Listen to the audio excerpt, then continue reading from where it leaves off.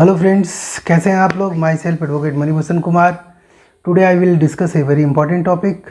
आज हम बात करेंगे शेयर्स मार्केट के बारे में।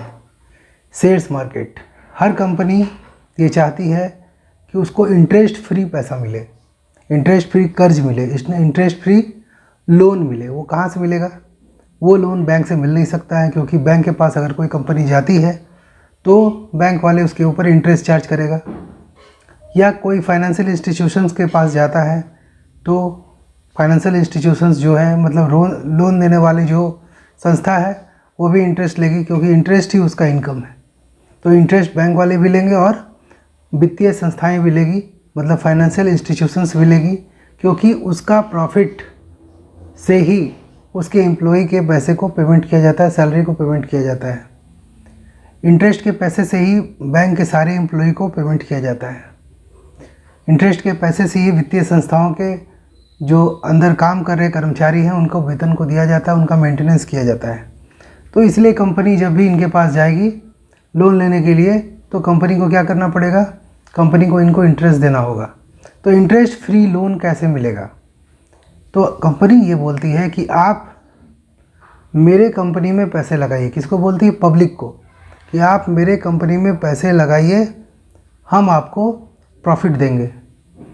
मतलब पैसे कैसे लगाएगा? मान लीजिए कि कंपनी अगर 10 लाख रुपए से बिजनेस स्टार्ट कर रहा है और 10 लाख रुपए के शेयर्स अगर पब्लिक खरीदती है, तो पब्लिक को क्या मिलेगा? उसका प्रॉफिट मिलेगा। मतलब 10 लाख से जो बिजनेस स्टार्ट होगा, उससे जो कंपनी मान लीजिए 1 लाख रुपया कमाया, तो 60,000 खुद रखेगा, 40,000 रुपया डिविडेंड के रूप में, यानी कि लाभांश के रूप में पब्लिक को बांट देगा। लाभांश का मतलब क्या है? लाभ जोड़ अंश, यानी कि जो लाभ होगा उसका कुछ अंश उन लोगों को दिया जाएगा जो पब्लिक कंपनी में पैसा इन्वेस्ट किए हैं। यही है शेयर मार्केट। मतलब कि अगर आप एक शेयर किसी कंपनी का खरीदते हैं, मतलब अपना पैसा आप उस कंपनी में इन्वेस्ट किए हुए हैं। अब बात करते हैं कि अगर हम किसी कंपनी का एक शेयर्स 100 रुपये में खरीदते हैं और 150 में बेच देते हैं, तो 50 रुपया जो हमको प्रॉफिट होगा, क्या उसके ऊपर इनकम टैक्स लगेगा कि नहीं लगेगा? ज़रूर लगेगा। इनकम टैक्स का मतलब ये होता है कि आप भारत में किसी भी तरह का कोई भी इनकम जनरेट कर रहे हैं, आपको इनकम टैक्स देना पड़ेगा। तो अगर आप शेयर्स बेचकर पैसा ला रहे हैं तो आपको कैपिटल गेन होगा। कैपिटल गेन का मतलब कि आप 100 रुपये लगाए और 150 रुपये कमाए, यानी कि 150 रुपया हो गया। 100 रुपये का शेयर्स का वैल्यू कितना हो गया? 150 हो गया, मतलब 50 रुपये ज़्यादा बढ़ गया। तो 50 रुपये जो ज़्यादा बढ़ गया वही आपका कैपिटल गेन होगा। अब यहाँ बात आता है कि दो तरह का कैपिटल गेन होता है। एक होता है शॉर्ट टर्म कैपिटल गेन, एक होता है लॉन्ग टर्म कैपिटल गेन। पहले हम लोग डिस्कस करेंगे लॉन्ग टर्म कैपिटल गेन के बारे में। अगर आप किसी शेयर्स को रखे हुए हैं, 1 साल से अधिक समय हो गया, आपने उस शेयर्स को 100 रुपये में ख़रीदा था, अब उस शेयर्स को 150 में बेच रहे हैं, तो 50 रुपये का जो फ़ायदा आपको होगा 1 साल के बाद, वो लॉन्ग टर्म कैपिटल गेन होगा। और उस पर जो टैक्स का प्रोविज़न है वो है 10%, यानी कि लॉन्ग टर्म कैपिटल गेन पर 10% का इनकम टैक्स लगेगा। अब बात करते हैं शॉर्ट टर्म कैपिटल गेन के बारे में। शॉर्ट टर्म कैपिटल गेन क्या है?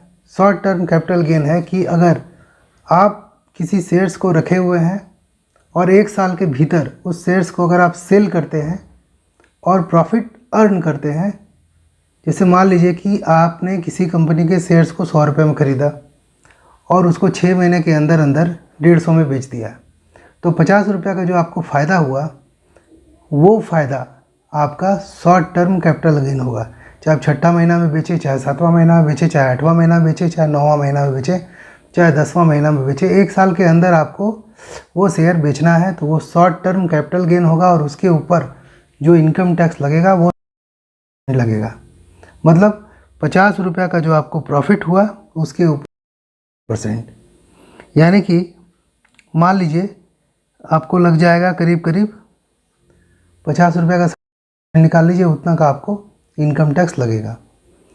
तो अगर आप किसी भी प्रकार का कोई भी शेयर्स खरीदते हैं, चाहे कि इनिशियल पब्लिक ऑफ़र के थ्रू अगर आप खरीदते हैं और अगर उस पर डिविडेंड भी मिलता है तो भी आपको इनकम टैक्स देना पड़ेगा।